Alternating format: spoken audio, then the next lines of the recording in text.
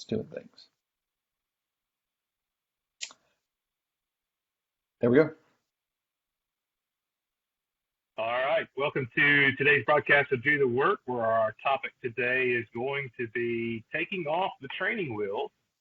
Phil and I want to focus on, and this sounds like a topic, Phil, for young preachers. I think it's some merit for all of us to understand. But we want to talk about that growth process, especially of an evangelist as he starts off, what that looks like, what early training looks like, and then expectations as you go along.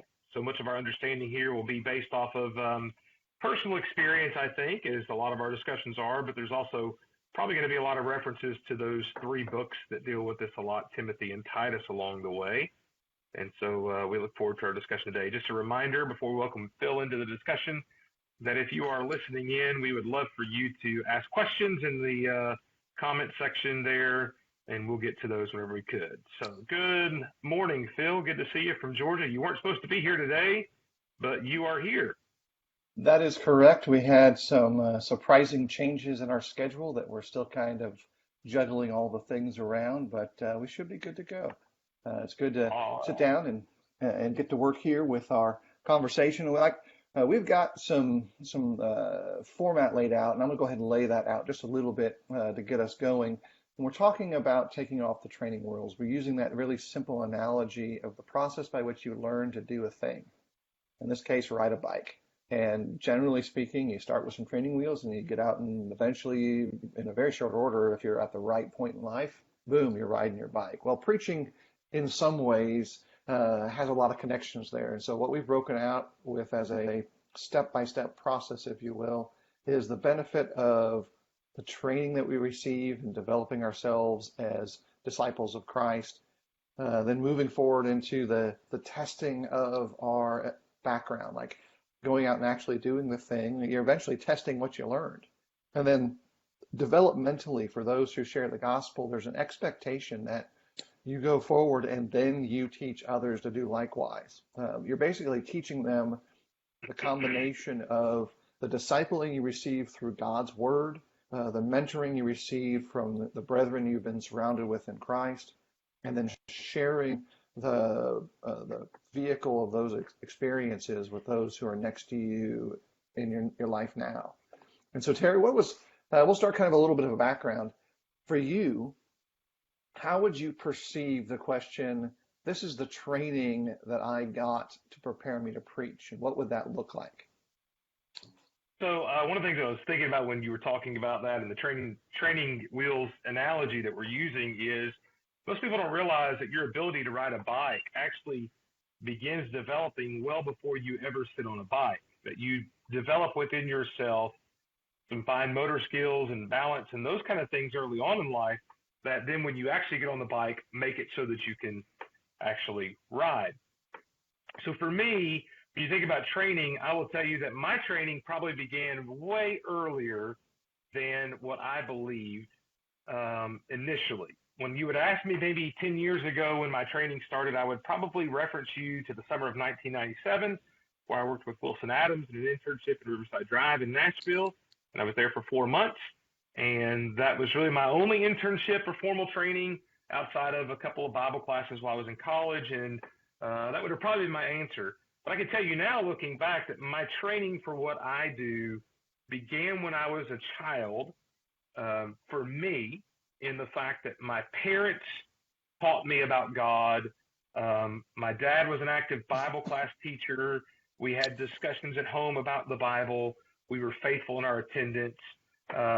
And so from those standpoints, what I see looking back was that my training started much earlier than I realized. So for majority of people, that probably is true as well, that your training begins when you're a child. It doesn't have to. I know a lot of guys who were never taken to church and never taught anything who preach today. But there are layers of training is one thing we want people to see, is those layers can be rather deep rather than kind of the one or two shallow layers we often see. But formal training for me, as I mentioned, was an internship. Yeah. For me, I was not raised in a home that was incorporating going to Bible studies, reading the Bible, The first time I actually read the Bible was after I had graduated high school, and I'd read it from cover to cover at that point. But I still didn't know what I was doing with it. It was like, oh, that's really neat. Let's go find out more. And then the next step was assembling and joining into a congregation in California where the shepherds there made it a point to make personal connections with all the new converts. And so I ended up, bowling with the elders. They needed a guy to come fill in. And I don't think they really needed it, but they wanted me there. And so those are factors that kind of pushed me in that direction. I gave an invitation on a Wednesday night that was quite frankly awful. I knew it was awful then, but one of the older men in the congregation who also had preached for a very long time put me aside and says, "You're going to preach." I said, "What are you talking about? It doesn't make any sense to me." And so he saw something worthy of investing in at that point. I never participated in a formal structured internship per se. I did work with different congregations before I went to Florida College because I'd already been in college in California and then afterwards as well. And really didn't make a big deal about it. I'm not even sure if Terry knew that I intended to preach when we were at FC together, even though I hung out with preacher kids. You hung out with the preacher boys, but you were never one of the self-professed preacher boys. We had those. And I was the guy at Florida College that had no intentions of preaching whatsoever. Yeah. I'm one of those guys that you look back and kind of laugh and go, wait a minute, how did that happen? And it's interesting how we have different paths that get us there, and we can all be trained in our own special ways. And I think that's one of the things to kind of point out. You and I arrived at the point we're at today in two very distinctly different paths.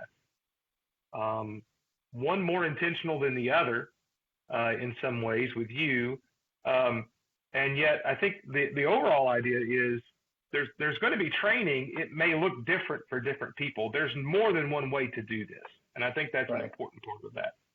Let me add this tidbit, and I'll say this from my personal standpoint. I was super frustrated when I was transitioning from Western Kentucky into full-time work, that there was not a lot of opportunities for me individually to find structured training programs. I didn't come from a family of Christians.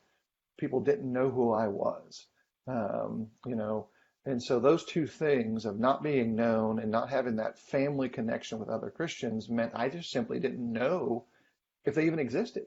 Like it was just a thing that I don't know. And so I talked to different people, even after I was preaching in Louisiana, before our family, my wife and I moved to Oregon. I reached out again thinking, hey, maybe here's another chance. Maybe there's another open door.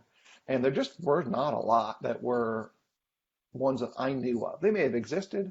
They may have not been in my field, but that was super frustrating because I wanted direction, but I couldn't find direction. I'll add this to those guys who are probably feeling that same thing. If you're watching this, it's going to be okay. It's not the end of the world. It felt like it. I was more defeated emotionally being told, no, we can't really fit you in, or no, we're not interested in doing another mentoring program versus talking to a congregation that we would realize we don't really fit well together as us maybe moving there in that same time frame. Because one I knew I wanted and maybe needed more than the other. In time, though, it all balances out. It's going to be okay. So wherever you are in that spectrum of journey to become engaged in evangelism, engaged in teaching work that's connected to the gospel, engaged in the work of a preacher, there are more parts to the puzzle than that one, pretty valuable, but that one component. And so be okay. And I'll add to that, you and I have done this for over 20 years now because we're old. There were fewer opportunities in the mid to late 90s when we were in this situation than there are today. I do think there are more churches offering those opportunities and more evangelists offering those opportunities. And if that's something you seek and you're not having any luck with that, you could reach out to us and we may know of something, not promising, but we may have known something at different parts of the year where we could point you. But as you said, it's really okay. In fact, I will tell you, and kind of this is a transition to that second thing of testing, is I do think one of the problems in our approach that's become more common today is that we may do a little too much of that training aspect. When I was coming out of my internship, one of the valuable things I had to do was every week I was in Nashville. There's a lot of preachers, and every week I had to have lunch or breakfast with a preacher and ask a lot of questions. And I'll never forget Aud McKee, who at the time was about 77, 78 years old. I was living with his son, David. Aud had stayed in my house when I was a little kid, holding gospel meetings in Murfreesboro. I remember having breakfast at Denny's with Aud McKee. And I asked Aud McKee, what do you think I should do next? And Aud McKee said, you need to get out there and preach, and go out there and do the work, and not just go find another training program, because that was the two kind of things just looking at it. I had preached one sermon before I did my internship. I had preached the same sermon twice, and that was it. I'd done a lot of song leading, some Wednesday night talks, not much preaching. Taught some maybe high school Bible classes, not even taught an adult Bible class when I got to my internship. So for Aud to look at me and say, go do the work, it's time to be tested. There does come a point, Phil, that I think sometimes if we're not careful, we kind of practice a death to preachers by training mentality. We joke around about the guy who's been in an internship for 8 years. At some point, he needs to go and just do the work. Yeah. Yeah, I think there's some components there that are really important for us to kind of tie into in the idea sense of some things get pushed off too far, like teaching an adult Bible class. I'll just say this straight up. Don't do that. Don't have your first time you teach an adult Bible class be day one in an internship or day one in a full-time work. I'll just tell you it's really hard emotionally to have that and all the other things you're getting. Try to get into a situation where you get that experience as early as wisdom would let it happen. You don't need an 18-year-old high school kid teaching the auditorium class, but maybe that 18-year-old high school kid should teach a young men's Bible study of kids maybe a little bit younger and a little bit older and a few like 30s and 40-year-old guys. Create environments where they can get in a piecemeal, bite off a small bite to grow experience. And maybe the congregation you're at, maybe that 18-year-old kid needs to teach class. Maybe you got a great group of older Christians, and they're going to be really helpful to him. Maybe he needs that a positive experience, but do not limit it till day one full-time work, because I'll tell you, at least from my experience, I feel sorry for the brethren who endured my first adult Bible class and my first full-time work. Every ounce of it being not good probably was me not knowing what to do. And Terry can speak on his own half on that side of things, but I think that's something that's. To add to that, let me say that to every church, regardless of whether you're trying to train a preacher or not, the idea of taking your 18-year-old men and putting them in a situation where they can learn to teach an adult Bible class is a tremendous asset to the kingdom, regardless of whether he wants to preach or not. That's something we should be trying to figure out how to do. There's not a church I know of that has ever told me, you know what our problem is? We have way too many Bible class teachers. We just have too many.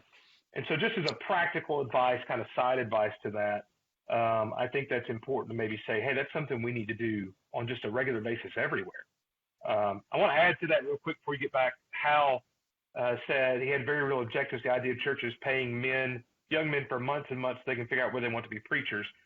I'll say I see that both ways. I see the idea of paying a guy for a year who has no intentions to preach is probably not the best use of those funds. But I will tell you, there is a part of me, Phil, that does, having done 5 internships as the mentor, I will tell you there is some value, I think, to the kingdom sometimes to helping a young man find out maybe this isn't who he needs to be. And so I think that's just a wisdom kind of idea there, and there's some value both ways on that. Yeah, I think Hal's right that if you're on the extreme of this guy doesn't know what he wants to be, maybe he doesn't have a good work ethic yet, and that's maybe why he's thinking, well, I can just kind of hide in the pulpit. Those guys, you need to be able to be wise enough to weed that out before you start. Right. On the other end, I've met people who are just absolutely adamant that they are going to go preach.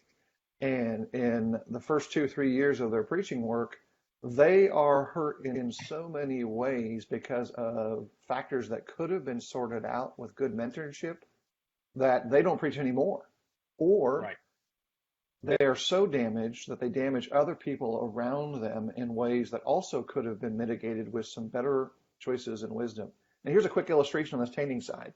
If you had someone in your congregation come to you and said, hey, we got all these 8 to 12-year-old boys. We need to have a training class for them because when they're 13 to 18, we want to be involved in the work of the church. Everyone's going to be like, yes, we do. How do we do that? And you come back to them and says, yeah, we got all these 13 to 18-year-old boys. They're going to be going off to college, going to, find their spouse in some context. We need to train them in other ways too. And they'll be like, yeah, okay. But they don't want them leading the songs because they're not as good as the guy who's 40. They don't want him teaching the adult Bible class because he's literally not as studied as the person who is 60. And I get that. So we need to find a way somewhere in between those two extremes to fit them positively into the mix so that they have a part in the church that very often they're part of. They're part of that group. And if we can't incorporate them into the flock and make them workers together with that 60-year-old, then that's a leadership issue that needs to be addressed. And like Hal, it doesn't, and this kind of addresses Hal's comments, it does not have to be in a structured internship where that guy's being paid. It can very well be in a local congregational context where the shepherds have a part of the labor, the evangelists, the teachers have a part of the labor, and the very flock themselves take up parts of that process. So I think there's some sections where we can really improve this model, no matter how you get there, whether it's through a formal program or informal relationships. We do very much need to expand our ability to do that task well so that training and the learning and growth that takes place in training, when it moves into the work phase, we get the kind of work that's valuable to all, both the ox who's in the field and the one who's being pulled, pushed, and tugged by the work that's taking place. Well, and one more thing to House, and then move on to that part. As somebody who's led those programs before, if somebody came to me a month in and said, I'm never going to preach, he'd be going home. And I think that's one of the things sometimes we're afraid to do. But if a guy comes to that kind of a thing, then we're gonna end that relationship and we're gonna move in a different direction. I think one of the things that we not talk about too much is, there is this transition to where you need to go out and you need to I'm going to use this term hopefully and not come across the wrong way, but be the guy who's actually doing the work. Mm-hmm. And I'll even extend that a little further. I think sometimes guys want to extend the insulation of the internship feel sometimes by, I see a tendency among some of our younger preachers. They don't want to ever get out of the confines and insulation of a two-preacher arrangement. They want to stay within that much safer zone. I'll say to a bunch of young guys who may or may not hear this video, there's a lot of merit to you going and being on your own at some point where you carry this work and are tested in every way without as much insulation to protect you. And that sometimes is an unpopular thing, but there's some true merit to that, Phil. Oh, yeah, absolutely. And if you're training someone to fight, one of the things they're going to have to learn is how to take a punch. And the second thing they have to learn is how to get knocked out and then get back up again. And so you don't gain that structural understanding of the process of defeat, failure, picking yourself up and getting up again in a bubble. You can prepare for it, you can talk about it mentally, but until you've been choked out on the mat, you have no idea what it's like to be choked out on the mat. And after you have, you're less likely to want to be choked out again. So you're much more motivated on a personal level to prevent that particular type of failure. And you're like, well, why are you using a fighting analogy? We're talking about the gospel. Well, it's a fight. It really is. Yeah. And Paul did too, so I can go ahead and use any kind of boxing analogies that I want. But you move that to kind of the next step of things. There is no doubt that there is great value and strength in a multi-preacher arrangement, 2 or more. And a lot of good can get accomplished that way. But there's wisdom that's gleaned from being in the edges of your personal experience zone when learning to work with someone on your own. and have that conversation. You think about the stress and strain of Paul. Paul, no doubt, desired others around him, but some of the greatest stories of the journeys of Paul spiritually, not the physical ones, spiritually, are him on his own. Um, Jesus bounced from being in the disciples to going off by himself to pray to the Lord, to pray to his Father. So I think there is somewhere in the middle of these processes that we have to kind of say both are good. They achieve Yeah. different goals. And realistically, most men will not spend the bulk of their experiences based on at least Terry and I's perspective in two preacher arrangements. It's much more statistically likely that you'll be the guy more often than being one of the guys. Yeah. You kind of And make it and clear that way. I will tell you too, for young preachers, I personally, from my perspective, had a different perspective than maybe some people do. That there's this idea that the young preachers need to be in these two preacher arrangements because of the insulation it offers them to grow. I will tell you that I grew more in the first work I had when I was at a smaller group with less obligations outside of my personal study and growth for the other teaching that I was doing. I had more opportunity in that smaller environment for that growth than I have ever had since I have been in somewhat larger congregations that have far more obligations that come along with the work. There's a level, by the way, and let me illustrate this way, that there's a level of just administrative task, Phil, that some people never fully understand that we carry. And as the congregation gets larger, that administrative responsibility gets bigger. And so there's a lot of merit, I think, even to suggesting, hey, when you're younger, if there's a good situation where you can go and you carry that burden, yeah, you got to preach twice a week and you got to teach 2 classes a week, and that's a lot of burden to carry for a young guy. But you have the opportunity in some of those works that maybe aren't as large, but that need a good man who has a good heart and a lot of zeal, and you have all that. You can not only help that congregation, but you will grow exponentially more in that environment than you would, say, in perhaps a place with other things that get in the way. Right. The load that kind of fits into the box of preachers isn't just a sermon when the sermon time comes up, a class when the class time comes up. It takes a lot of structural time on the back end to prepare those things, but you have to learn how to balance that between the other obligations that will be across the map. Your family still needs you. And it's a thing Terry and I will probably talk about in the future about the stress of ensuring the spiritual success of your children, having known, and I know Terry knows people like this too, who have done great gospel work over their lives, but their children have just exploded into the world. And that was always like one of my biggest personal fears, and still is. As a father, it's like a big thing. So you got to balance all of that and be dad when dad needs to be dad. But they also hear you preach every Sunday, and the brethren are involved and invested in all of those same things too, with you at the same time. Their jobs, they balance those and raise their family too. I mean, it's nothing different in many ways. But all of those things have to kind of be learned in part by doing. Just like riding a bike. You could watch someone speed by on their, mountain bike down the hill and just, catching, air off of the berms and doing all the crazy stuff. But you get on the bike, and if you've not learned how to ride well beforehand, you're just going to be falling down in the ditch over and over again. And so spiritually, we need to do that well and provide some good mentoring aspects in the process so that when we get to that first adult Bible class, we're less afraid of the potential failures because we've got some successes to stand on, and then we can step a little bit higher. And real quick, Phil, in 1 Corinthians 3, I think, there's that analogy used that your work is tested by fire. You build on the foundation of Christ, and your work is tested by fire. And I think what we're getting at is sometimes there's this desire to prevent the preacher from being tested by fire for as long as possible. Yeah. And anyway, go ahead. Yeah. And that just doesn't work. You're not refined properly. let me throw these things out because we're trying to move from here. We're talking about these big ideas and boxing into smaller segments.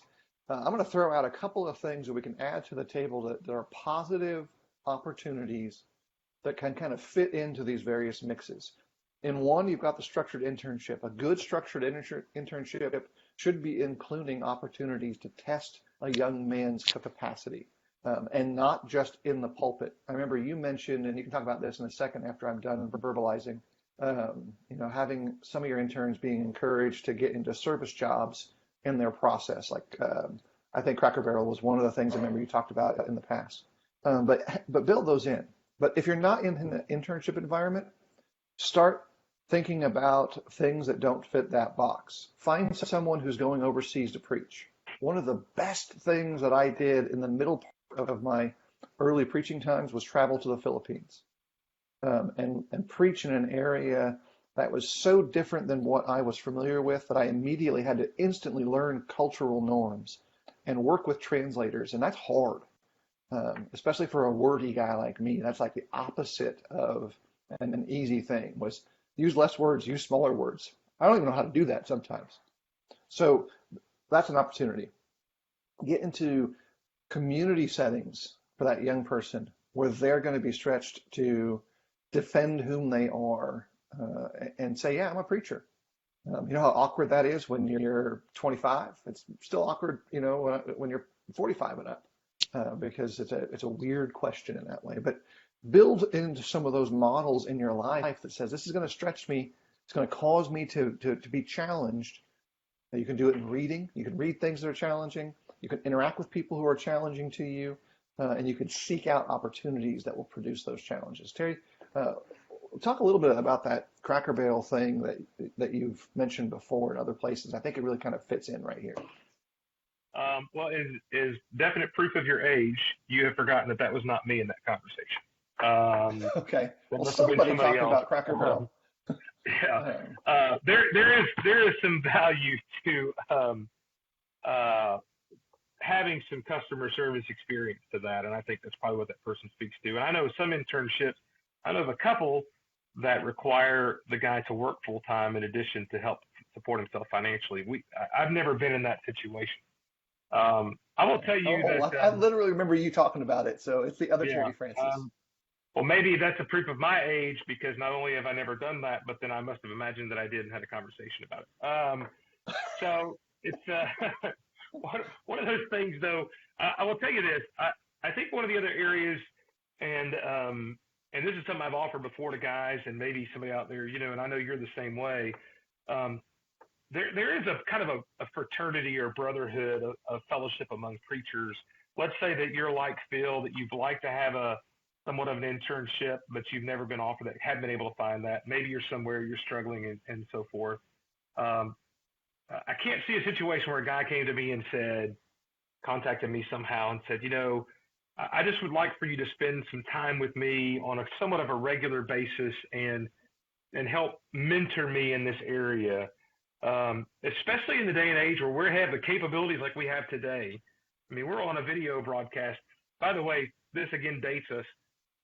22 years ago when I was in my internship, this idea of broadcasting yourself for free over the internet in this kind of way is completely foreign. But there's a case to be made, Phil, that somebody talked to us and wanted to spend a couple hours a week and study, or maybe helping, or whatever it may be. That at the end of the day, we could Skype call, we could conference call, whatever it may be, and we could do a lot of those things. And that even is a form of training today. And that also brings us, because we're almost out of time, to the last step, which there is an expectation for you as you grow that not only do you take the training wheels off and then get tested, but that you teach somebody else how to ride a bike. And in regards to us, and that was kind of our passage for today, was the passage there from 2 Timothy 2:2, that Paul had these epistles written to Timothy, and then included in that is this expectation, hey, what you've learned from me, you take and give to other men as well so that they can continue doing this. You and I are here, even if you've not been through a formal internship like I was, we are here because of a cycle of people who for generations have taught people how to do what we do. And we have a responsibility. I will say that in my internship with Wilson Adams, I was told very directly, you have been given this gift, and one day when you have the opportunity, you give that to somebody else. And quite frankly, that's why I did what I did with the 5 internships, and hopefully we'll do again soon someday. I'll let you in a little secret if you don't know. Doing an internship, people look at that and go, well, that's you just made your summer easier because you're having to preach half the time. That is so not true. And it's not a commentary about the 5 men who I love that I worked with, but my summers would have been so much easier if I was not teaching somebody else how to teach. But there's an obligation you have to help somebody grow in this area. And quite frankly, that obligation is why we're doing this Facebook page with these videos, is we're trying to, this is another version of that teaching and training that we're trying to give to other people. Yeah. You know, it's there's a methodology that's used with some organizations that you have this explain, demonstrate, guide, and enable, the EDGE method of training. And eventually you've got to enable others. And I want to talk about one component of that enabling process. I have seen this happen where you have an older preacher mentoring a younger guy. The younger guy gets up and preaches his first sermon. It's pretty good. The brethren rave about it end on end on end. And the sensitivity of the older man, and I'm talking much older in this case as an individual illustration, but it doesn't have to be, gets hit because he doesn't get that kind of praise for his sermons. And so there's an emotional pullback on the older guy's side. Because we picked on young preachers early on, I'm going to put a little pressure on the older preachers. Don't do that. There's a reason why your brethren are praising that young man's work. Because the distance between where he was and where he is today was a big distance for him. But you walked over that distance a long time ago. Your role as age kind of shifts your personal ability to do means your success may be found in seeing that he's successful. Your success may be found in being the person who comes to him and gives him the same kind of praise, but then throws in a couple meaty comments to help him grow 2 more steps in the next sermon, not tearing him down, saying, hey, next time, hey, let's sit down and talk, or maybe just, hey, let's meet for coffee, like you're talking about with Aud McKee earlier in the broadcast. Those are things that are as important, if not more than, because no matter what position you have in the body of Christ, the day you achieve it, you need to begin the process of teaching your replacement, teaching the person who will take it over when the field shifts, when God needs you somewhere else, or when you're waiting for the Lord to come. You begin that process day one, so be good at it. And I'll lay one more time on those older folks. Let's expand it even to elders, middle-aged preachers, which Terry and I might belong to the party thereof. I don't know. He just called me really old earlier, so I don't know where I fit in. Be good about that. Be generous about that. Be understanding about that. And engage in a way that makes young people around you who want to be involved in spiritual things want to be around you a second time. Because I've seen it go the other way. I've seen old men push away from the younger guys in a really improper way. Yeah, and what you're really saying there is how I think of it. There's not a greater spiritual legacy you can leave the kingdom on earth than the guys you've helped along the way. And, you know, you see that Elijah-Elisha moment in the Old Testament, that Elijah's work continues to live through Elisha. We have that same opportunity if we see the assistance and help that we can do and offer to other people. Yeah. And you think about it right now, of the various men that you and I have interacted with, they're probably doing things that are reaching folks in untold ways that we'll never hear about again. You know, we won't hear about the day-to-day benefit of their work. And practically speaking, you and I are the result of somebody else saying, hey, you know what? I think you should consider this. And you can do great good doing this thing that you didn't think you were ever going to do. I'll add this tidbit too. Excuse me. It's a really surprising thing, you know, that Wilson would be so direct. You know, his ability to clearly indicate what his goals are pretty much core to who he is. But here's something important. we need to be like that in many ways. We need to emulate that in how we go about this process of helping not only those who might be working with us, but Terry and I are still growing too. We're still learning to ride new bikes and deal with things in new ways. If you want to talk about those things, I'm sure Terry and I would love to talk about our kids and how they're going off to college and how that's changed our perspective in our lives in various ways. But that's not this broadcast. Yeah, at my age, I'm headed back to training wheels. So it's more of a trike than a bike, just because Nothing wrong with that. the older you get, the less balance you have. But look, we're out of time. I hope the discussion's been fruitful. I know that, as I said, this discussion really is tied into a lot of the reason why we do the work page. And if you're listening to this and maybe you would like to have some discussions, I mean, from time to time we have guys reach out, Phil, that want some advice or some help, and we're more than happy to do that, and we'd encourage that. We also want to, before we dismiss Phil, promote next week. We're going to have a special guest if that all works out right. Yeah, kind of been in the works for a little while, and we're kind of excited about that. Yeah, Max Dawson is going to be joining us next week, and the primary focus is going to be his conversations involving kingdom leadership. That's kind of what we put at the top of his passion project list. And so we'll probably go a little bit longer than normal, not excessively longer, just because I want to give him the time that he needs to go about this. And I'll be joining in from a remote, undisclosed location. Terry will be with us. Well, we hope. I think it'll work out just fine, I hope.